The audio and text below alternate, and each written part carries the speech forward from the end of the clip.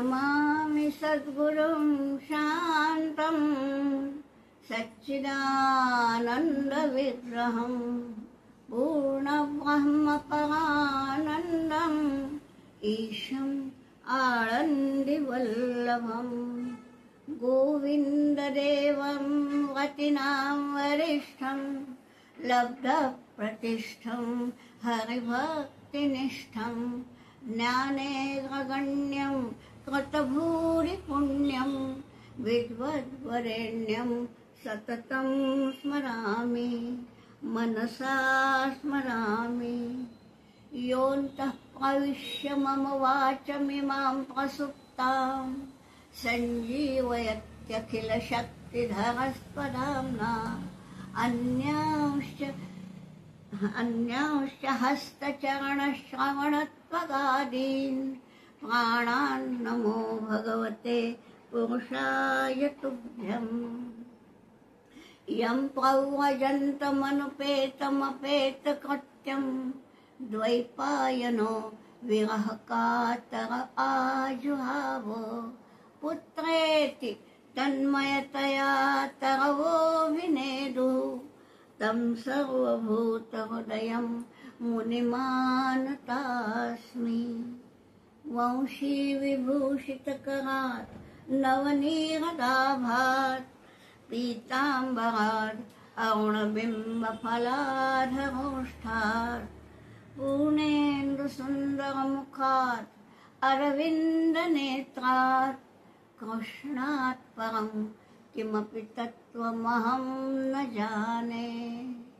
वन्दे नन्दव्रजस्त्रीणां पादरेणुमभीक्ष्णशः यासां हरिकथोद्गीतं पुनाति भुवनत्रयं पुनाति भुवनत्रयं पुनाति भुवनत्रयम्।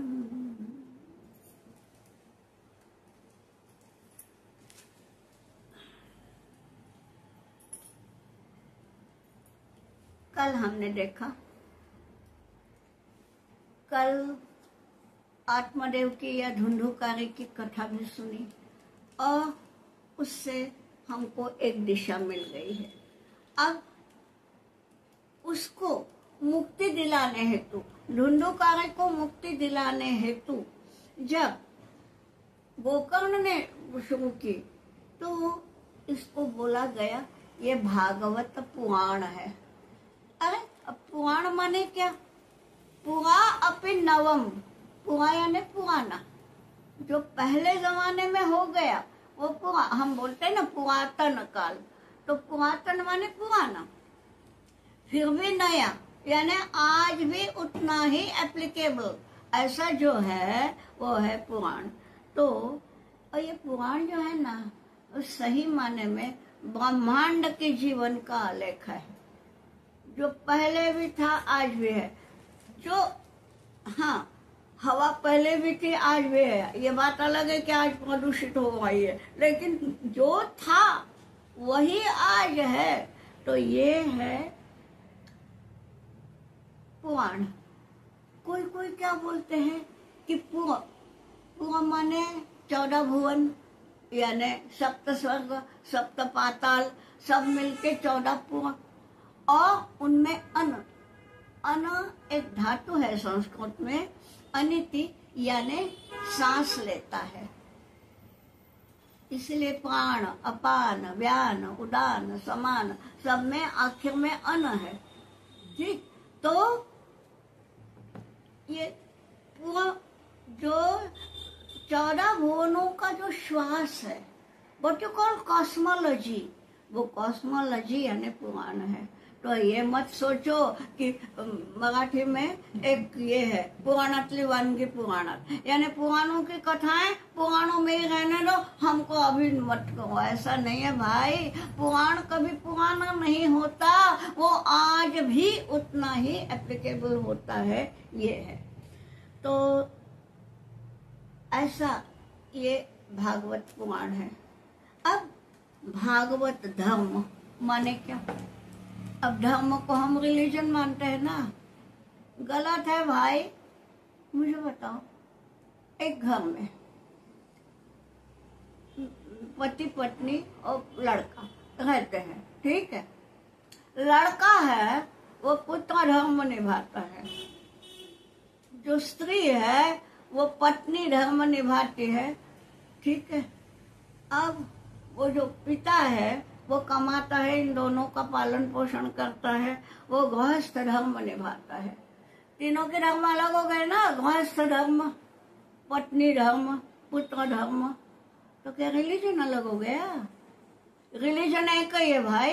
ये धर्म यानी आपकी कर्तव्यता बुद्धि। तो भागवत धर्म माने क्या फिर? आपको सबको पूजा के समय एक श्लोक मालूम होगा, मगर वो हम जो कहते हैं वो मूल भागवत के श्लोक से थोड़ा भिन्न है। आप बोलते होंगे कायेन वाचा, आता होगा बहुतों को कायेन। अब मैं जो बोलूंगी वो आपको जो आता है वो नहीं, भागवत का सुनिए, थोड़ा सा फर्क है। ये क्या है? भागवत धर्म है। कायेन वाचा मनसेन्द्रियैर्वा बुद्ध्यात्मना वा नुसृतस्वभावात् करोमि यद्यत् सकलं परस्मै नारायणायेति समर्पयेतत्। थोड़ा सा फर्क है। ये है भागवत धर्म। क्या बतलाया है? ये अर्थ तो आप जानते हैं, काया से, वाचा से, मन से, बुद्धि से, स्वभाव से मैं जो जो भी करता हूँ वो सब नारायण को समर्पित हो, यही तो है। अब चाहे हम ये बोलते हैं, अरे गीता जी में यही तो बतलाया, यत् करोषि यदश्नासि यज्जुहोषि तदासि यत् तपस्यसि कौन्तेय तत्कुरुष्व मदर्पणम्। जो जो भी तुम करते हो ना कौन्तेय, मेरे लिए कहो। ये तो साक्षात भगवान के उद्गार है वो गीता में। अभी तो भगवान का हमारे यहाँ जन्म भी नहीं हुआ है, तो जाने दीजिए, हम ये चलते हैं। लेकिन इसमें भी है, यद्यत् कर्म करोमि तत्तदखिलं शंभो तवाराधनम, ये तो शंकराचार्य ने कहा है। तो ये सब जो है, मैं जो भी करूं वो भगवान को अर्पण करूं। इससे होगा ये कि हम गलत कर्म करेंगे ही नहीं। अरे भाई, हमारे घर में मान लीजिए बासी खाना है कल का बचा हुआ, मगर हम खुद खा लेंगे, लेकिन उसका भगवान को भोग नहीं चढ़ाएंगे। भगवान को भोग चढ़ाना है तो शुद्ध चाहिए, झूठा नहीं चाहिए, बासी नहीं चाहिए। ये जो है, अगर हमारा हर कर्म भगवान को समर्पित करना है, शुद्ध चाहिए, भ्रष्ट नहीं चाहिए। अपने आप हम सदाचारी बनेंगे, अपने आप हम दुराचार का मन में विचार भी नहीं आएगा, क्योंकि यद्यत् कर्म करोमि तत्तदखिलं तवाराधनम्, तुम्हारे लिए है। तो फिर ये बताइए, ये है भागवत धर्म। और इसलिए ये भागवत की कथा अब हम शुरू करते हैं। पहले ही बता दिया था कि नैमिषारण्य में है, और नैमिषारण्य क्या है इसका कल हमारा विवेचन हो ही गया था। अब बात यह है कि ये भागवत में है क्या? ये है, हमको भागवत में कुछ प्रश्नों के उत्तर मिलते हैं। क्या है वो? देखिए, ध्यान से सुनिए। अगर आप में से कोई स्टूडेंट है तो नोट्स लीजिए कि कौन कौन से प्रश्नों का उत्तर मिलता है। पहला है, शास्त्रों का सार क्या? मानव जीवन का सार्थक कैसे हो? अवतार क्यों हुए, उनका प्रयोजन क्या? कुल अवतार कितने हैं? ये कृष्णावतार क्यों है, कृष्णावतार का प्रयोजन क्या? और शरण्य किसे कहेंगे? शरण्य यानी जिसको शरण जाना चाहिए, शरण्य किसके है?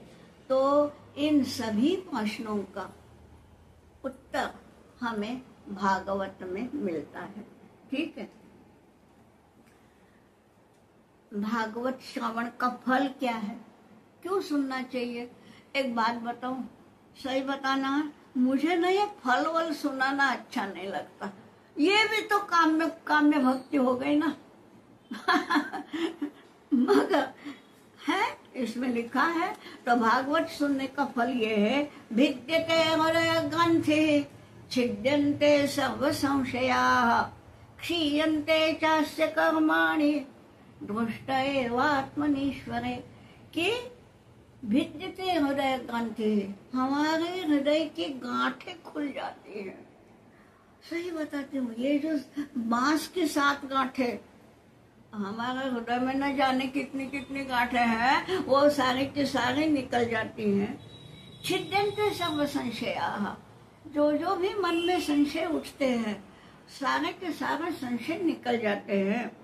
और जो हम बोलते हैं ना कर्म बंधन, तो कर्म बंधनों से हमें मुक्ति मिलती है। तो अब कल ही हमने देख लिया कि शौनक सूत के पास गए, तो शौनक ने सूत से पूछा कि भाई भागवत कब हुआ, कहाँ हुआ, भागवत का प्रेरणा स्रोत क्या है। तब उसका ये बता दिया है कि नारद के वचन ही प्रेरणा स्रोत। ये तो कल देख लिया ना कि सनत कुमार और ये तो सनत कुमारों से नारद ने ये किया और नारद ने सबको सुनाया, वही प्रेरणा स्रोत है। और इसलिए बाद में व्यास ने शुक को ये पढ़ाया है। अब इस भागवत की शुरुआत कहाँ होती है, जहाँ महाभारत का अंत होता है। माने महाभारत का अंत होता है सौप्तिक पर्व से। किस मालूम नहीं कितने लोगों ने महाभारत पढ़ा है। अधिकतर लोग यही सोचते हैं कि महाभारत नहीं पढ़ना। अरे मुझे ये बताइए, गीता पढ़ते हो? गीता कहाँ से आई? महाभारत के भीष्म पर्व में अध्याय जो है 25 से लेके 42, ये 18 अध्याय माने तो गीता, वो हम पढ़ते हैं। महाभारत का अंश पढ़ते हैं और महाभारत नहीं पढ़ना, ये तो विचित्र है।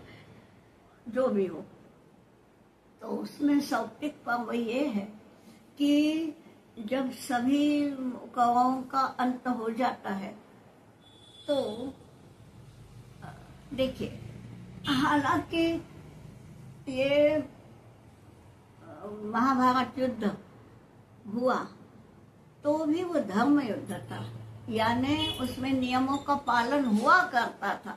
यानी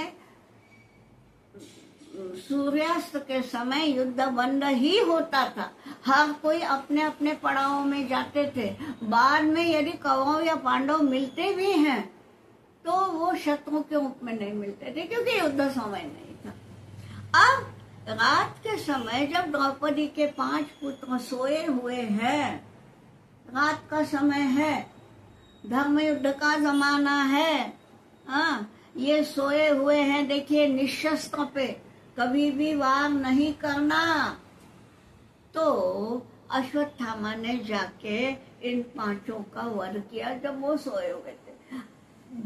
यूं जगते तो अश्वत्थामा की हिम्मत थी नहीं, क्योंकि सामर्थ्य ही नहीं था। ये 5 शूरवीर थे, तो उनको मारा। अब क्या हुआ उसके बाद से आपको बताऊं,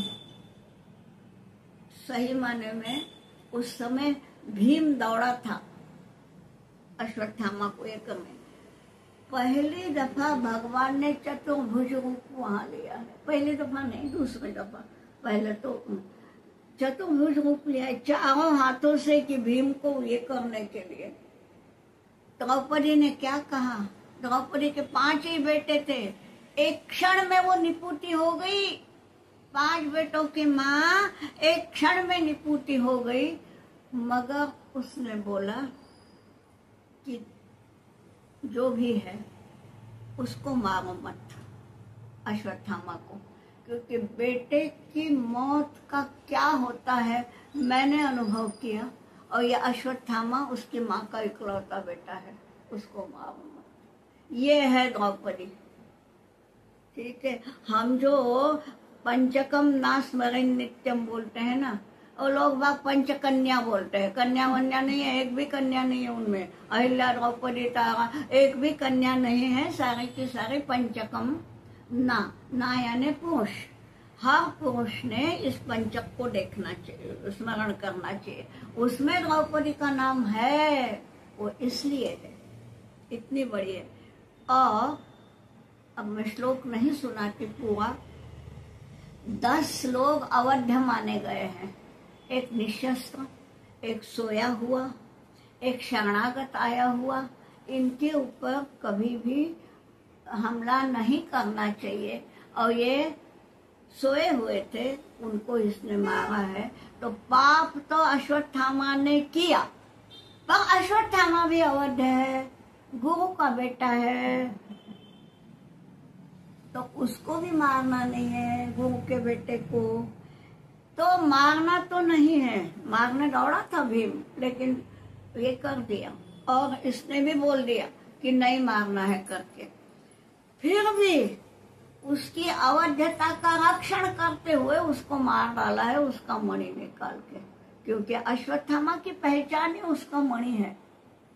आज हमारी पहचान है ना, हमारा आधार कार्ड तक सीमित है, वही हमारी पहचान है। अगर आधार कार्ड गुम गया ना तो आप कोई नहीं हो ही नहीं, आप पहचान ही नहीं आपकी। तो वैसा वो मणि उसकी पहचान थी, वो मणि ही निकाल लिया। और अश्वत्थामा कहते हैं कि आज तक उसी अवस्था में, और उसको शाप है द्रौपदी का कि तुम मरेगा नहीं, वरदान नहीं है, सप्त चिरंजीवों में है वो अश्वत्थामा।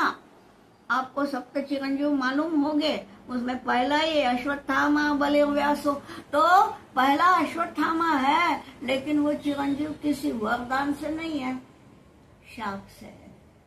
शाप इसलिए कि तुम मरेगा ही नहीं। ये जो जख्म है, मरना यानी क्या? दुख से मुक्ति। ये जो वेदना है, जख्म की वेदना, वेदना से मुक्ति ना, तुम्हें मुक्ति मिलेगी नहीं। जिंदगी भर जख्म को ढोते फिरोगे। ये जो है शाप है। यानी जीवित तो रखा और मार डाला। तो किसी की अवध्यता का रक्षण करते हुए भी मारना, ये हमको भागवत बताता है। अब हम आते हैं कथा भाग में। तो मैंने बताया कि सौप्तिक पर्व के बाद भागवत की शुरुआत होती है। तो श्री कृष्ण मथुरा छोड़ के अब द्वारका के प्रति निकले हैं। ठीक है, तो यहाँ वो बोलता है, शौनक ने पूछा कि अच्छा, तो ये युधिष्ठिर हो गए ना, राज्य पे आ गए, दुर्योधन और सारे कौरव तो समाप्त हो गए। अब राजकाज संभाल कौन रहा है? युधिष्ठिर। तो युधिष्ठिर का कार्यकाल, शासनकाल कैसा था ये बताओ। तो क्या क्या बतलाया है? एक श्लोक में है, कामम ववर्ष पर्जन्य सर्व काम दुघामहि। पर्जन्य कामम ववर्ष, बरसात जो आती थी ना, वो कामना के अनुसार आती थी। यानी न कहीं सूखा न कहीं बाढ़। बहुत ज्यादा आ गई तो बाढ़ आती है, तो भी तुम्हारा फसल नष्ट होती है। बिल्कुल नहीं आई तो सूखा होता है, मतलब फसल नष्ट हो जाती है। तो ये दोनों नहीं, कामम ववक्ष पर्जन्य और सर्व काम दुघाम मही। मही यानी पृथ्वी यानी जमीन। जमीन में जमीन की सारी कामनाएं पूरी होती थी, माने जमीन तृप्त होती थी। ये क्या है? पहला पर्यावरण विचार है। दुनिया में कभी किसी ने सोचा नहीं था, वो यहाँ आया है, श्लोक के रूप में आया है कि पर्यावरण ऐसा होना चाहिए। क्यों नहीं होता? आज हम देख रहे हैं ना, कहीं अति वर्षा तो कहीं अवर्षण। ये क्यों हो रहा है? अब भाई हमने मानव जाति ने प्रदूषण फैलाया, उन दिनों प्रदूषण नहीं था, ये बतलाया है, और इसलिए पर्यावरण शुद्ध था। फिर क्या पूछा है कि उसका शासन कैसा, तो एक श्लोक में बड़ी बढ़िया बताया है, सिद्धार्थ पत्र में नहीं सुनाती, ये बताया है कि युधिष्ठिर पर छत्र धारण करके अर्जुन खड़ा है। अर्जुन को अर्जुन नहीं बोला है, गुड़ाकेश बोला है। सिद्धार्थ पत्रम जग्राह रत्नदंडम गुड़ाकेश। गुड़ाकेश का अर्थ क्या है? आपको मालूम है कि गुड़ाकेश अर्जुन का नाम है, नाम करके मत सोचिए जी। गुड़ाकेश माने क्या?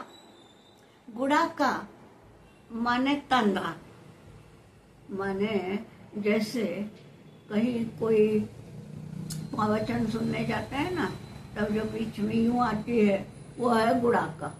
देखिए पिक्चर देखते हैं तो नहीं आती, प्रवचन सुनते हैं तो बीच बीच में आ जाती है, वो जो है वो ये हो ना, वो है गुड़ा का। वो गुड़ा का तंद्रा बोलते हैं उसको। तो वो गुड़ाका का ईश माने नींद जिसके वश में थी, वो गुड़ाकेश छत्र धारण करके है। यानी क्या? जो राजा के ऊपर छत्र धारण करेगा, छत्र छाया देगा राजा को, वो सिक्योरिटी, और वो सिक्योरिटी को कभी झपकी नहीं आनी चाहिए। सिक्योरिटी को जरा सी झपकी आई तो हो गया सब। आज हमारे सीमा पे जो जवान हैं, अरे कैसी कैसी अवस्था में लड़ रहे हैं, वो गीता जी रहे हैं। हम तो गीता पे प्रवचन देते हैं, वो साक्षात जी रहे हैं गीता। कैसी कैसी विषम अवस्था में है, अगर उन्हें आन मौके पे झपकी आ गई तो नहीं आने देते। यहाँ बोला है गुड़ाकेश, ये जो सिक्योरिटी को कभी झपकी आनी नहीं चाहिए, ये हमारे भागवत ने पहले बताया है। ये भागवत ऐसा ग्रंथ है, ठीक है। तो ऐसा ये उसका जो प्रश्न था कि युधिष्ठिर का शासन कैसा, तो भाई सिक्योरिटी अच्छी थी, सीमा सुरक्षा अच्छी थी, वहाँ का पर्यावरण अच्छा था, और बाकी सब ठीक है। धीरे धीरे क्या होता है, पांडवों का स्वर्गारोहण हो गया एक के बाद एक। अब मैं उसका वर्णन नहीं करती, आगे चले। अब पांडवों का स्वर्गारोहण होने के बाद अब राज सिंहासन पर बैठे हैं परीक्षित। तो ये परीक्षित कैसे थे? परीक्षित के लिए ही तो भागवत हुआ ना, परीक्षित को ही तो शुक्रदेव ने सुना। ये परीक्षित कैसे थे?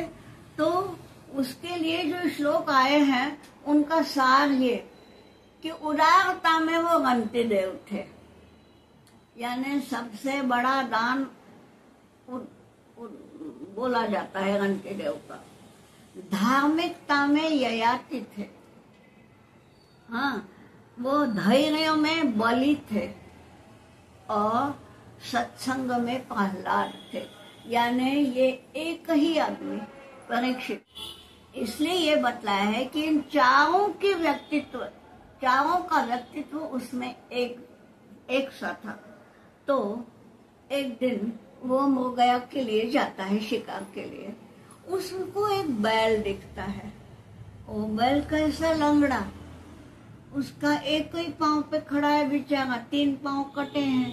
तो वो पूछता है ये क्या हो गया, तुम लोग 3 पांव कैसे कटे? तो वो बोलता है वो बैल कि मैं धर्म हूँ, ठीक है। तो मेरा कृत युग में 4 पांव थे, ठीक है।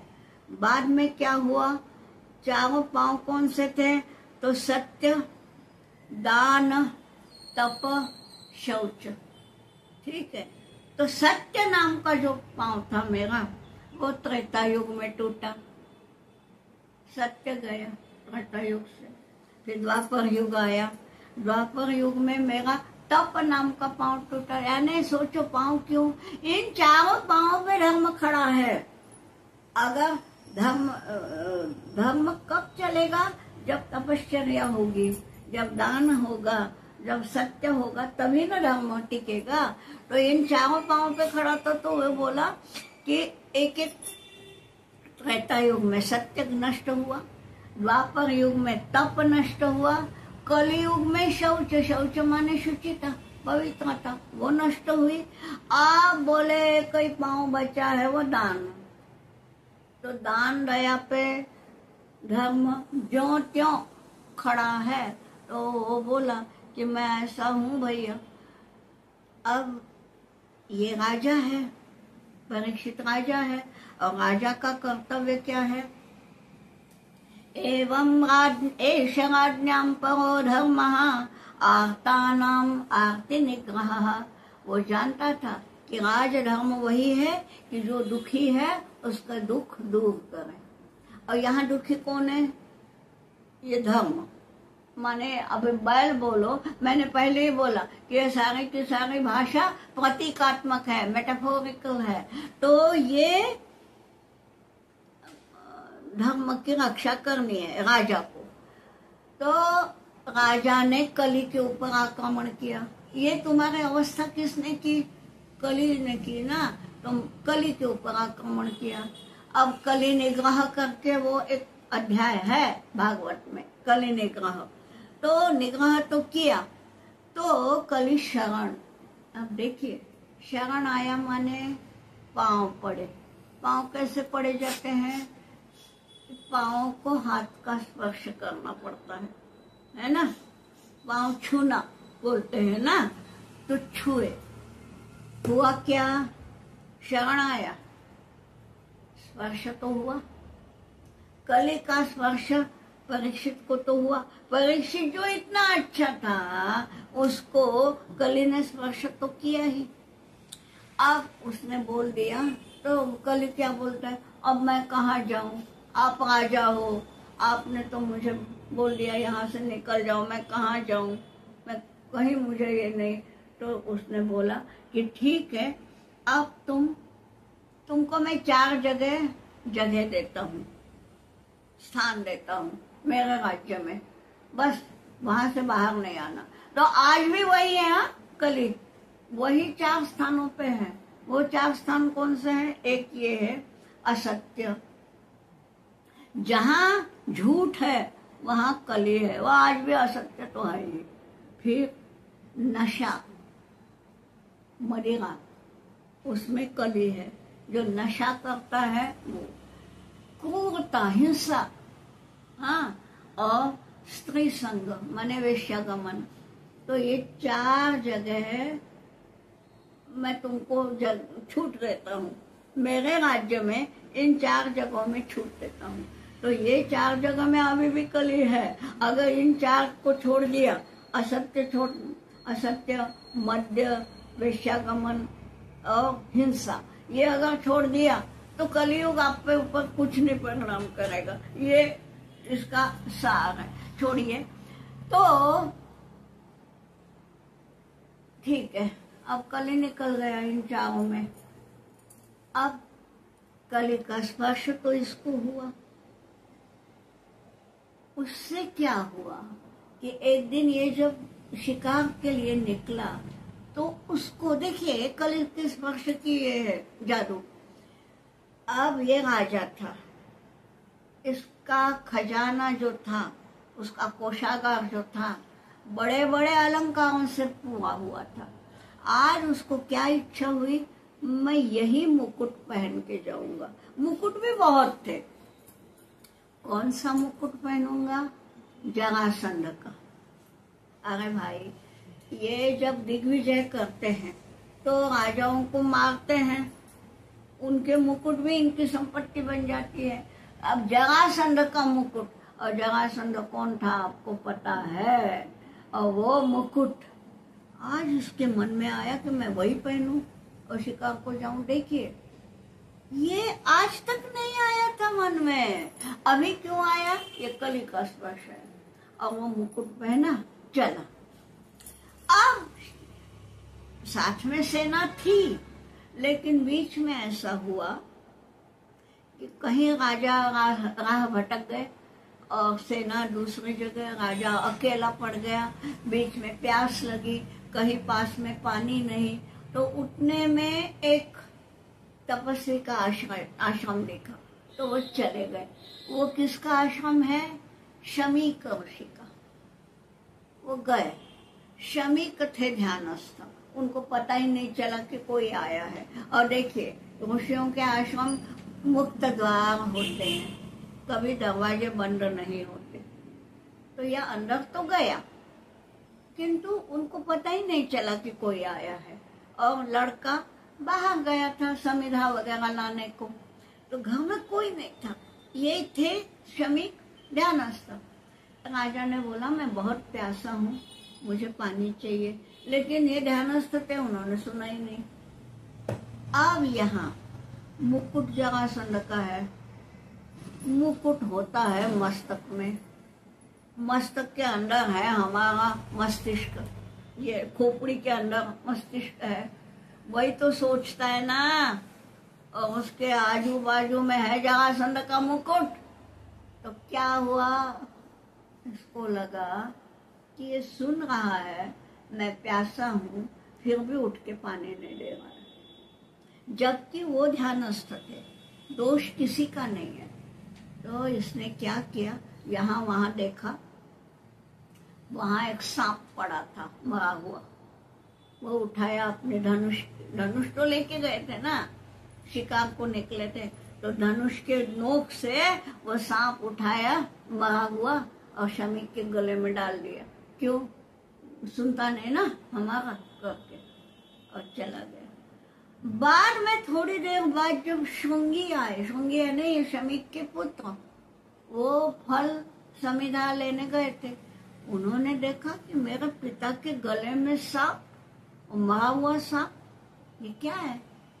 फिर उन्होंने ये किया, आंखें मूंदी, ध्यान लगाया, सब पता चला कि हाँ ये परीक्षित का कर्म है। तो उनके मुंह से एकदम निकल गया उसके मुंह से निकल गया है, इति लंघित मर्यादम तक्षक सप्तमे हने दंशति स्म कुलांगारम चोरितो में तद्रोहम। जिसने जो मेरे तात का द्रोह किया है, जिसने मेरे तात का, माने पिता का अपमान किया है, उसको तक्षक आज से 7वें दिन में काटेगा। और तक्षक का काटना माने, तक्षक का दंश माने मौत का बुलावा है। तो क्यों कि लंघित मर्यादम, जिसने मर्यादा का उल्लंघन किया है, इतने बड़े तपस्वी, उनका ऐसा अपमान किया और सांप गले में डाला। अब ये क्या है, सच बात ये है, ये शमीक मुनि यानी कौन, ये है हमारी ही अंतर्मुख वृत्ति। हम ना आंखें हैं, भगवान ने दी है, देखते हैं, बाहर ही देखते हैं, अरे कभी अंदर झांकते ही नहीं। अंदर हमारे कौन है वो देखते ही नहीं, हम बाहर का सब देखते हैं। कान दिए हैं भगवान ने, बाहर का ध्वनि सुनते हैं, अंदर भी अनाहत नाद होता है, नहीं सुनते, हमें अंदर को देखते ही नहीं ना। शमीक माने अंतर्मुख वृत्ति है, अंदर देखने वाली वृत्ति। और ये राजा जो है वो रजोगुण में फंसा हुआ साधारण मानव है, उसकी वृत्ति अंतर्मुख नहीं है, साधारण जीवात्मा है।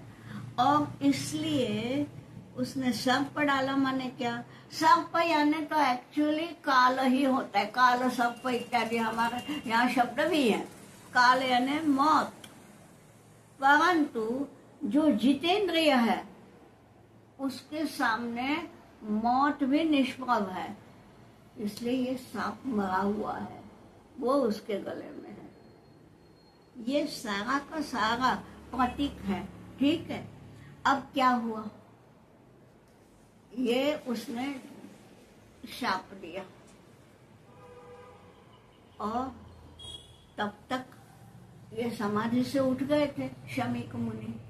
शमीक मुनि बोले, बेटा तुमने ये क्या किया, राजा को शाप क्यों दिया?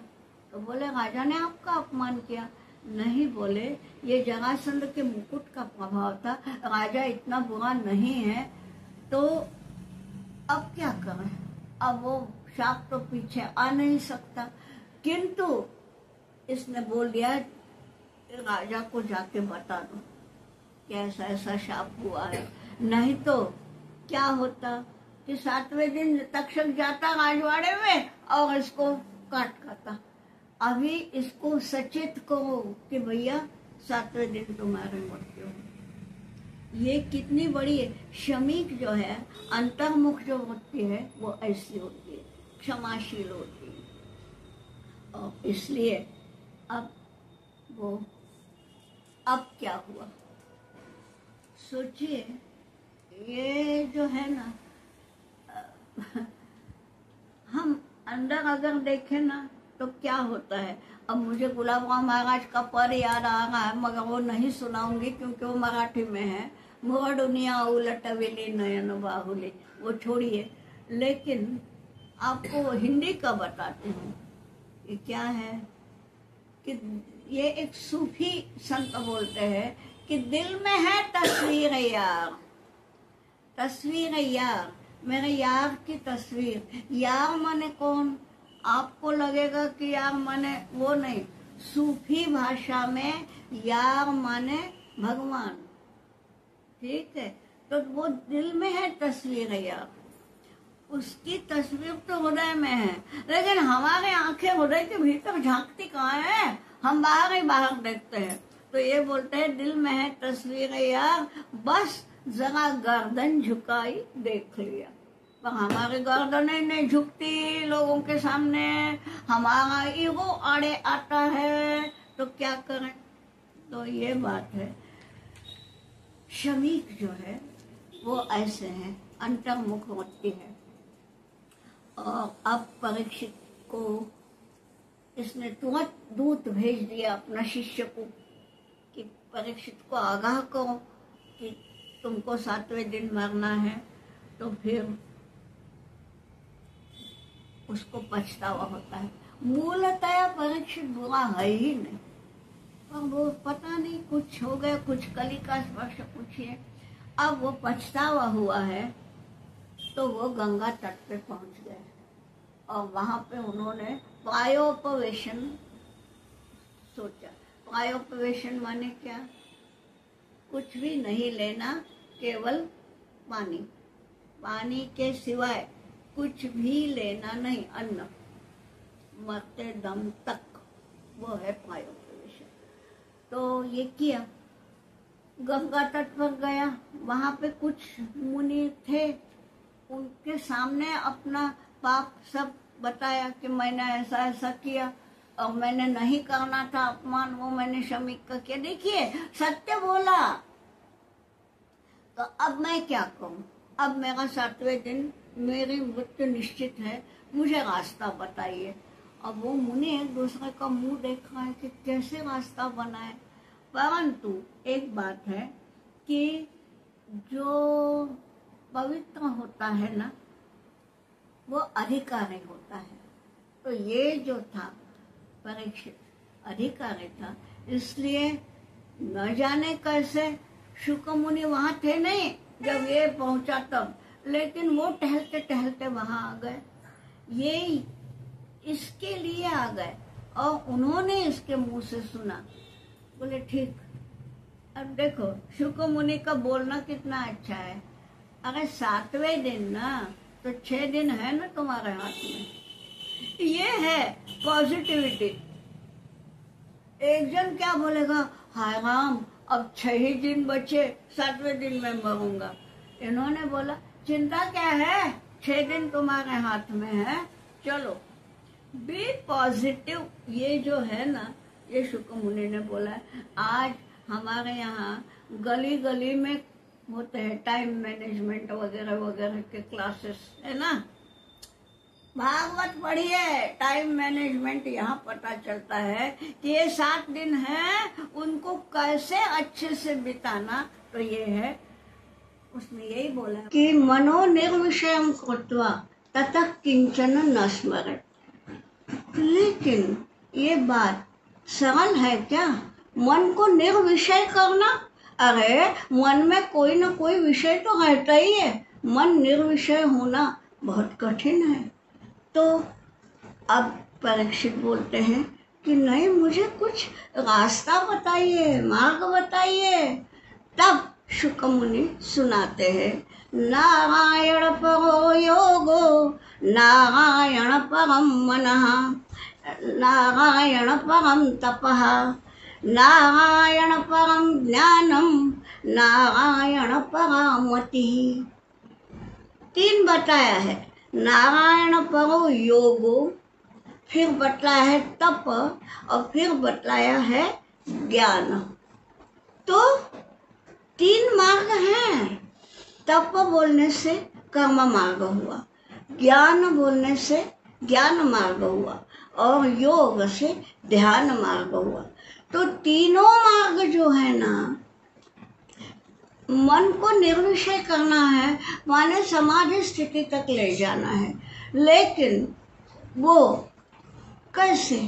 तो ये तीनों जो है, ध्यान के द्वारा, ज्ञान के द्वारा या कर्म कांड के द्वारा, ये तीनों नारायण में ही सब उसमें है, सम्मिलित है।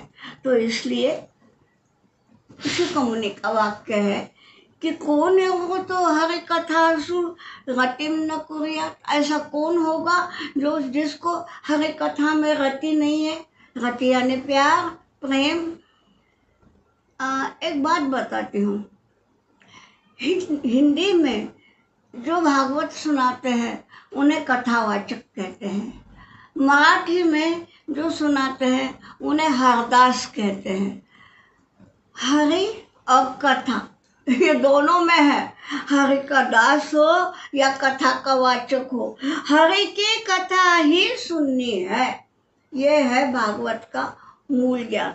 तो इसमें एक बहुत विचित्र सा वाक्य बोला है, तराव किम न जीवंती भस्मा किम न श्वसंत्युत। यानी शुक मुनि पूछते हैं, अरे भाई यूं तो जीवित तो तरू भी है, झाड़ पेड़ इनमें भी तो जीवन है। हाँ, हम लोग समझते हैं कि ये जो है वो आजकल जैसी बोस ने ये बताया कि झाड़ों में पेड़ों में जीव होता है, लेकिन ये तो इसमें पहले ही बताया है, तराव किम न जीवंती, यानी वृक्ष पेड़ क्या वही जीवित नहीं है? लेकिन उनके जीवन का क्या, उनका मोक्ष कहाँ होता है? नहीं। फिर ये बताया भस्मा किम न श्वसंती, भस्मा यानी लोहा की धौंकनी। अब वो धौंकनी भी तो सांस लेती है ना धौंकनी जो होती है ना लोहा की, तो वो भी सांस लेती है। या आपको बताऊं, हारमोनियम आप बजाते हैं, उसका ये जो करते हैं उसमें भी तो सांस है। अरे लेकिन उन्हें मोक्ष नहीं है ना, सांस लेने से क्या। अगर आज की बात बताएं तो कोई कोमा में है, सांस ले रहा है इसलिए जीवित है, लेकिन उसका जीवन क्या उसी व्यक्ति का जीवन है? नहीं ना। तो भैया इस प्रकार का जीवन जीने से अच्छा है कि हम हरि के नाम में ये करेंगे, और भक्तिहीन का जीवन व्यर्थ होता है। ये सुनते ही परीक्षित सदगदित हो गया, गदगद हो गया, और उसने बोल दिया कि नहीं, मह्यम हरे है कथयताम कथाम, मुझे उस हरे की कथा सुनाइए ना। और वो हरे की कथा यानी ये भागवत। यहाँ एक बात बताती हूँ, ये कथा शब्द जो है हमको लगता है कथा यानी कहानी, स्टोरी ना। संस्कृत में कुछ शब्द है यथा, तथा, सर्वथा। यथा यानी जिस प्रकार, तथा यानी उस प्रकार, सर्वथा यानी सभी प्रकार से। उसी प्रकार कथा है, किस प्रकार। हमने जीवन को किस प्रकार जीना चाहिए। अगर भाई जीवित तो वो हारमोनियम का ये भी है, सांस लेता है ना, लेकिन ऐसा नहीं भाई। जीवन को यदि सार्थक करना है तो कैसे करे, तो कथा, ये बात है। तो इसलिए अब इसने बोला है मह्यम हरे है कथयताम कथाम। और अब वो आगे चलते हैं। तो उसमें शुरू में सब ब्रह्मांड की रचना, अष्टांग योग इत्यादि है, हम उसमें नहीं पढ़ते। हमको तो हरि की तरफ जाना है, तो ये सब छोड़िए। लेकिन एक बात बताऊं, पहले सर्ग में जो है, सर्ग नहीं स्कंद, तो उसमें ये सब ब्रह्मांड रचना वगैरह छोड़ दीजिए। दूसरे स्कंध में अधिकांश कथावाचक दूसरा स्कंद भी छोड़ देते हैं। उसमें कुल ज़्यादा अध्याय भी नहीं है, छोड़ देते हैं। लेकिन मैं ये सोच रही हूँ 10 ही अध्याय है, मुझे लगता है वो नहीं छोड़े। आप लोग सब श्रद्धावान भी हैं और बुद्धिमान भी हैं, तो आपकी बुद्धि को भी कुछ मिले और आपकी श्रद्धा को भी कुछ मिले। तो दूसरे स्कंध में जो चतुश्लोकी भागवत है, अधिकांश छोड़ देते हैं, परंतु मैंने एक बार केवल चतुश्लोकी भागवत का सप्ताह किया था। 7 दिन में केवल 4 श्लोक लिए थे और बहुत आनंद आया था। तो अभी उतना तो नहीं, लेकिन हम थोड़े में चतुश्लोकी भागवत देख ले। क्योंकि वो चतुश्लोकी क्यों है, 4 ही श्लोक महत्व के हैं, लेकिन पूरे भागवत का सार उसमें आया है, वो हम देखते हैं। तो अभी वो देखे कैसा क्या है।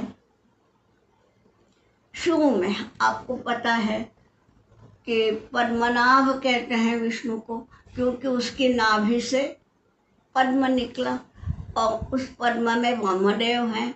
और ब्रह्मदेव को, अब ब्रह्मदेव आ गए, विष्णु जी ने, पहला जीव है भला ब्रह्मदेव, ये सृष्टि का पहला जीव है, और इसलिए जीव होने के कारण उनके मंदिर नहीं है। आप बोलेंगे है करके, मुझे भी मालूम है एक, लेकिन एक ही है पूरे भारतवर्ष में, जीव है वो। और आजकल तो क्या एक्टर्स के भी मंदिर बनने लगे हैं, तो फिर ब्रह्मदेव का बना तो कोई बात नहीं है, वो तो बनना ही चाहिए, वो छोड़िए, बात अलग है। तो अब ब्रह्मदेव पैदा हुए। आपको मालूम है ब्रह्मदेव चतुर्मुख है, 4 मुख है ना। 4 मुख क्यों है भाई, वो इसलिए कि वो चारों दिशाओं में देख सके। अब ब्रह्मदेव आ गए, पद्म में बैठे हैं, चारों ओर देख रहे हैं, तो सब जगह है क्या, पानी ही पानी। क्षीर सागर में शेषशाही भगवान है, उनके नाभि कमल में वे बैठे हैं। और सृष्टि की रचना कहाँ हुई अभी, नहीं ना, तो केवल पानी ही पानी। बौखला गए, मैं क्या करूं, कुछ समझ में नहीं आया। तो उन्होंने आंख मूंदी, विष्णु का ध्यान किया कि मैं क्या करूं। तो उनके कान पे 2 शब्द आए, शब्द नहीं 2 अक्षर, त और प। अब ये क्या है, वो भी जरा असमंजस में पड़ गए, ये क्या है। सोचिए, आपको अब मालूम नहीं, सुनने वालों में जो युवा पीढ़ी होगी उनको सारे हमारे वर्णमाला मालूम है कि नहीं पता नहीं, लेकिन जो बड़ी पीढ़ी है उन्हें मालूम है अ आ इ इस से लेके क ख ग घ ङ ये सब होता है। तो भाई आप शुरू कीजिए व्यंजन क से, तो त का कौन सा आता है, देखिए त आता है 16वां व्यंजन है, ठीक। और प जो है वो 23वां व्यंजन है। अब 16 और 23 का क्या है, यानी ये ब्रह्मदेव का दिमाग है। हाँ, ब्रह्मदेव ने इतना ही सुना तो और पो, तो ये क्या है, तो यानी 16, 16 यानी 10 इंद्रियां, 5 ज्ञानेन्द्रियां, 5 कर्मेंद्रियां, ये हो गई 10। फिर पंच प्राण और एक मन, ये हो गए 16। तो हाँ, ये ऐसा करना है। तो ये तो, और प क्या है, प में ये है 23 तत्व, यानी इनको लेके, यानी ये 10 इंद्रियां भी, मन भी, ये सब पंच प्राण, इस पंच महाभूत, पंच तन्मात्राएं, बुद्धि, अहंकार, ये सब मिला के 23 तत्व होते हैं। तो वो उनकी समझ में आ गया तो हाँ भाई, मुझे ये सब करना है। आप ये बाकी सब छोड़ दीजिए, इसमें थोड़ा सा हमको इंटरेस्ट नहीं आता, लेकिन इतना समझ लीजिए कि जो ब्रह्मदेव ये बोल रहा था मैं क्या करूं, तो उनको एक रास्ता मिल गया। तो उन्होंने कहा ठीक है, अब मैं सृष्टि की निर्मिति करूंगा और वही मेरा तप है। तप, वही तप है।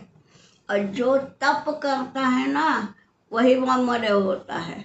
यूं नहीं, ब्रह्मदेव ने जब आंखें मूंदी, जब मन ईश्वर के प्रति समर्पित किया, तभी उनको ये तप सुनाई दिया, तब तक नहीं सुनाई देते। तो बात ये है कि ये हुआ, और फिर यदि तप नहीं तो क्या होगा, तप न।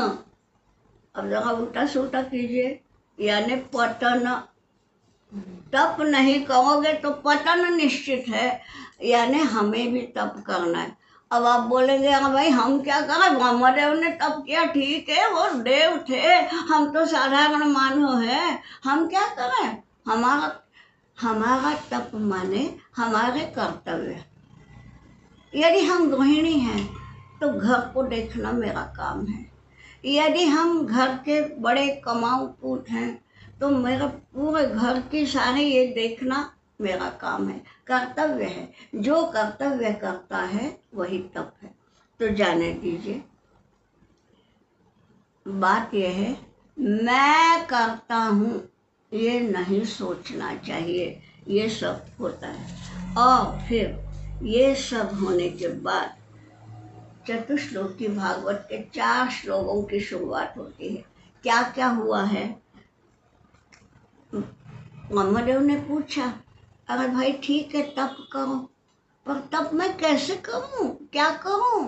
तो 4 ही श्लोकों में विष्णु भगवान ने ब्रह्मदेव को जो सुनाया, वो 4 श्लोक यानी चतुश्लोकी भागवत। क्या बताया है, यावान अहम यथा भावो यद रूप गुण कर्म कहा तथैव तत्व विज्ञानम अस्तु ते मद अनुग्रहात्। तुम ये सोचो, यावान मैं कितना हूँ, यावान कितना सोचो ना।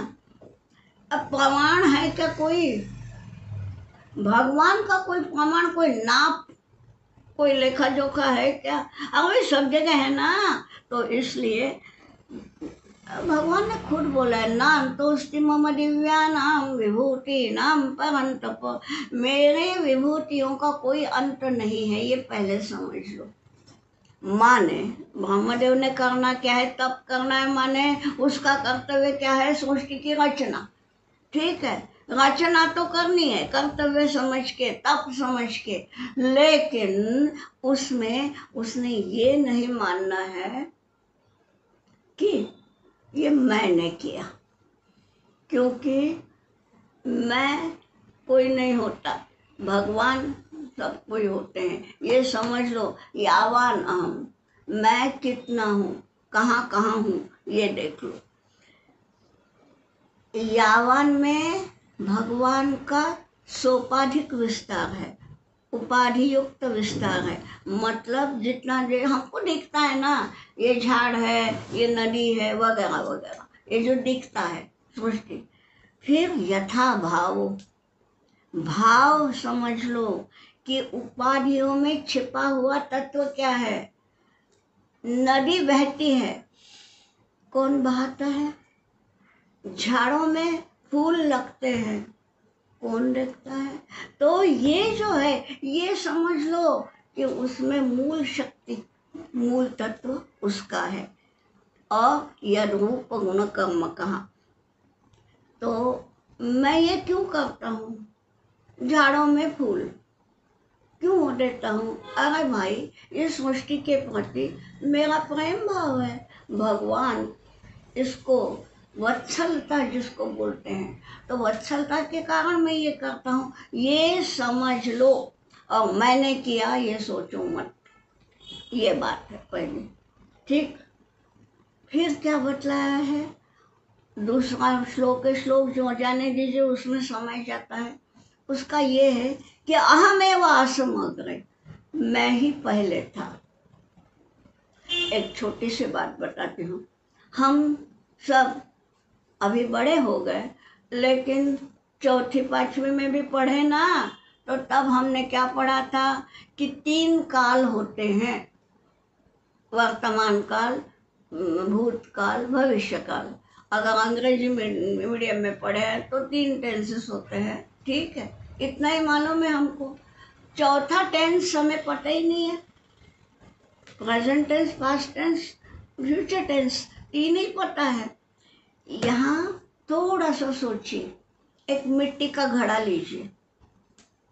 घड़ा जब बना नहीं था तो मिट्टी तो थी, ठीक है, मिट्टी थी, घड़ा नहीं था, तो वो हो गया भूतकाल, भूतकाल। ठीक है, अब घड़ा है, हमें दिख रहा है, ये वर्तमान काल।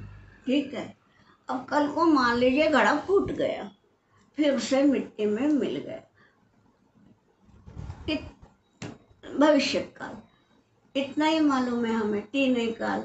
लेकिन ये सोचिए कि जिस मिट्टी से घड़ा बना, ये मिट्टी भी जब नहीं थी तब, यानी मिट्टी कब बनी?